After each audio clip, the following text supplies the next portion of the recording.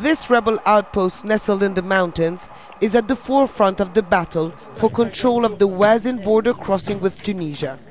Many of the fighters who man it are still teenagers. They have barely any weapons and they put their lives on the line every day.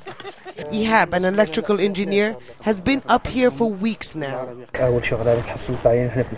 This is my first job. Hopefully we will have our rights. We have our history, our traditions. I want to be proud of being both Amazigh and Libyan. The fighters here are Berbers, a minority that felt discriminated against under the rule of Gaddafi. This is the last defensive line. Gaddafi forces are just a few hundred meters away in the town of Al-Ghazaya. The rebels blocked all access with all tanks. As much as these mountains are the best protection for the fighters, they also make life on the front line very challenging.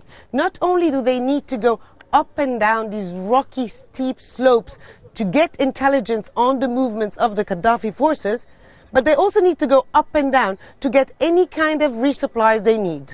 It takes us about an hour to reach the top. Up here, the rebels are exposed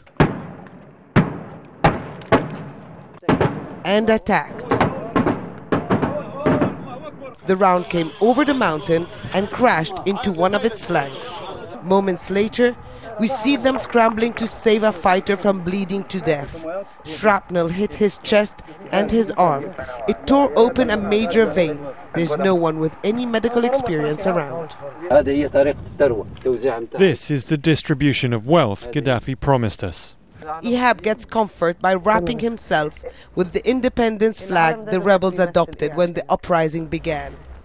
The green is hope, black is the color of mourning, red is the blood of our martyrs, the staff of freedom, and the crescent because Libya is Muslim. We left the mountains knowing that soon these young men will face yet another round of heavy shelling. But it will probably only increase their resolve to continue their struggle. Hoda Abdel-Hamid, Al Jazeera in the western mountains of Libya.